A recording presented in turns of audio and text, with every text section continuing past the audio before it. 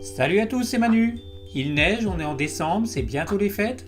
Alors une petite déco de Noël à mettre sur vos fenêtres, ça vous dit? Allez, je vais vous expliquer tout ça en détail. Alors, pour créer mon sticker, je vais utiliser ce découpeur de vinyle de chez Vevor. Si vous n'avez pas encore vu ma première vidéo avec l'explication et l'utilisation de cette machine, je vous remets le lien en haut à droite.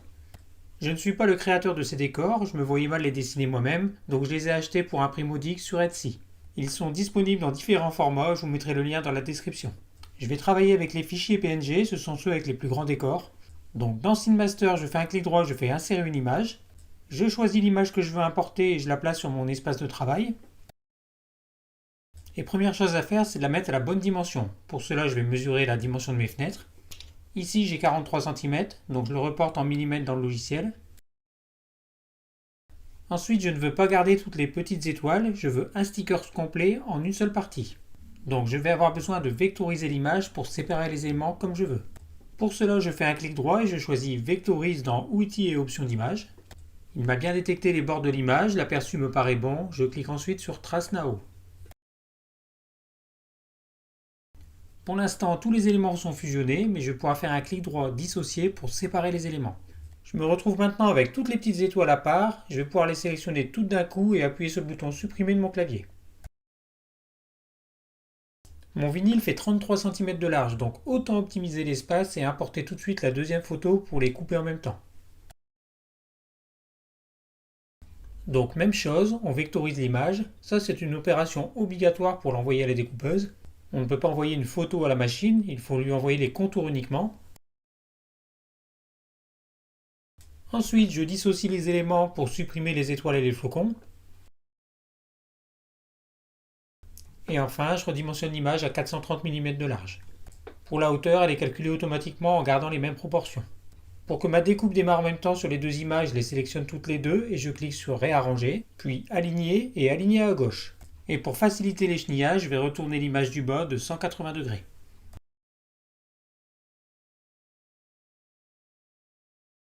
Je sélectionne le tout, j'ai 430 par 285 mm, ça passe dans la machine. J'ai utilisé du vinyle amovible pour pouvoir le retirer facilement, je vous mettrai le lien dans la description de la vidéo. Donc là, rien de compliqué, je l'insère dans la machine, je redéfinis le point d'origine.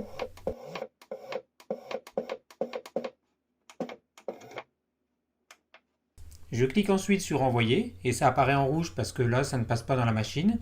Mais il suffit de cliquer sur Tourner pour mettre la découpe dans l'autre sens.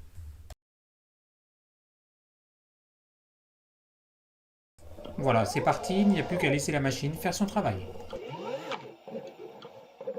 J'ai mis la machine au bord de la table pour pas qu'il n'y ait de bourrage en sortie. C'est terminé, on peut maintenant passer à l'échenillage, donc c'est l'action d'enlever toutes les parties qu'on ne va pas garder. Donc là, il faut prendre son temps pour éviter d'enlever des parties qu'il ne faudrait pas ou d'arracher d'autres parties.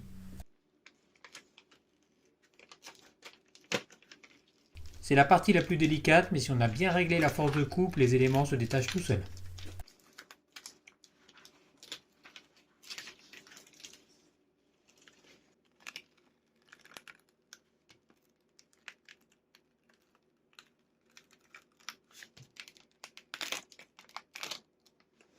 Ensuite, j'utilise le désherbeur pour enlever les petites parties trouées au milieu du décor. Et enfin, je coupe le résultat en deux avant d'aller les poser sur ma fenêtre. J'ai détaché une partie du film de protection et je vais commencer par coller le bas. Ensuite, une fois que je suis bien aligné, le reste se place tout seul.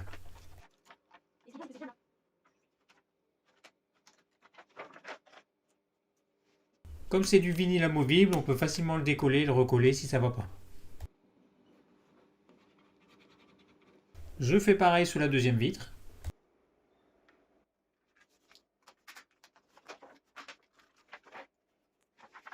Et voilà le résultat, une super découpe très précise, même dans les tout petits détails. Le vinyle est bien blanc, ça rend super bien. De la même façon, je vais faire aussi ma baie vitrée, mais avec deux autres décors tant qu'à faire. Le premier, j'étais surtout sur du sapin et de la nature, là je vais mettre un peu plus de bâtiments. Ça fera un peu plus village de Noël. Donc là, je vais vous montrer un autre outil pour trouver les contours, c'est en cliquant sur la pomme et créer des coupes de contours. Le logiciel analyse l'image et me détecte automatiquement les bords. Mais là, je me retrouve avec l'image d'origine et l'image vectorisée et je supprime l'image d'origine car je n'en aurai plus besoin.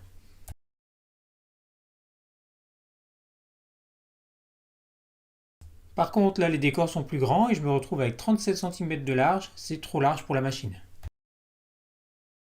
Donc, je vais remettre mon image à l'endroit et je vais les mettre l'une à côté de l'autre.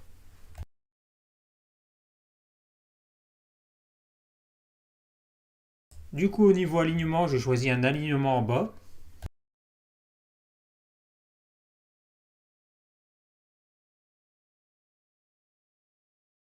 Je me retrouve donc avec une découpe qui fera plus d'1,50 m de long.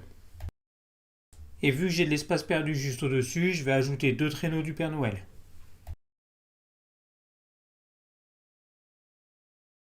En largeur, ça passe. En longueur, on n'est pas limité. C'est bon, je peux envoyer.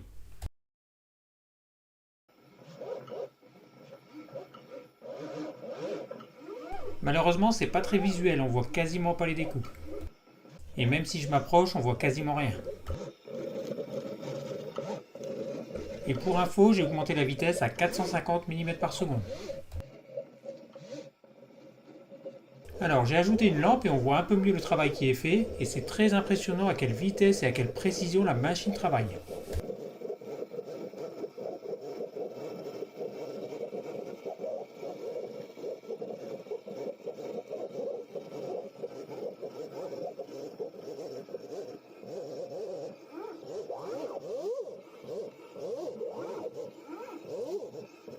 J'ai également tenté un timelapse, mais c'est pas très visuel. La coupe est terminée, je peux passer à l'échenillage. Et parfois c'est plus facile d'enlever les éléments en plusieurs parties en les découpant à certains endroits.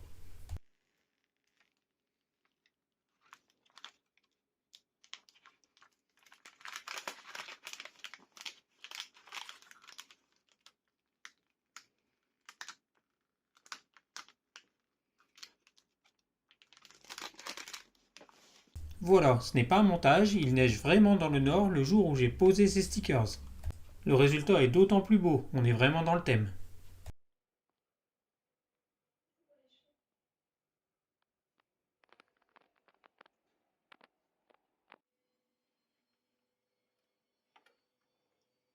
De nuit, ça rend encore mieux, et en plus ça plaît aux curieux.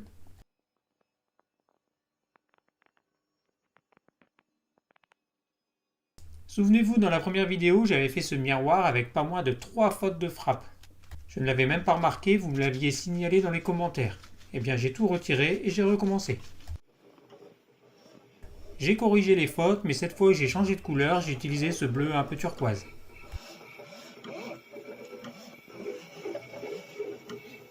Comme d'habitude, après c'est l'échenillage.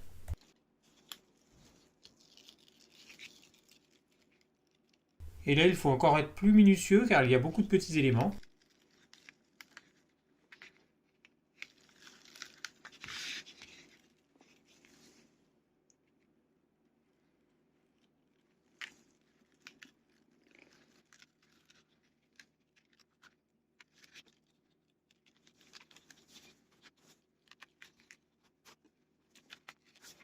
Ensuite, ce sont les parties internes des lettres à enlever.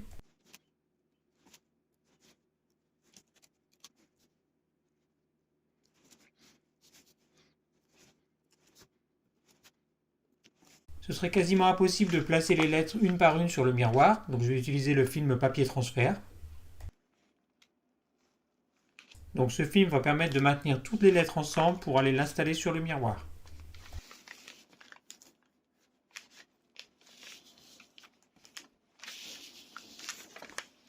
Je nettoie bien le miroir avant la pose. Je centre bien le décor et j'ai coupé une petite partie du papier de protection que je colle en premier.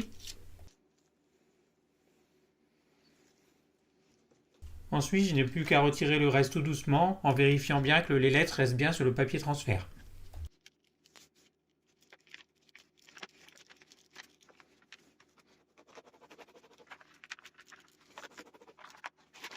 J'applique bien le sticker sur le miroir avec la spatule. Et je décolle le papier transfert en tirant en diagonale et à plat.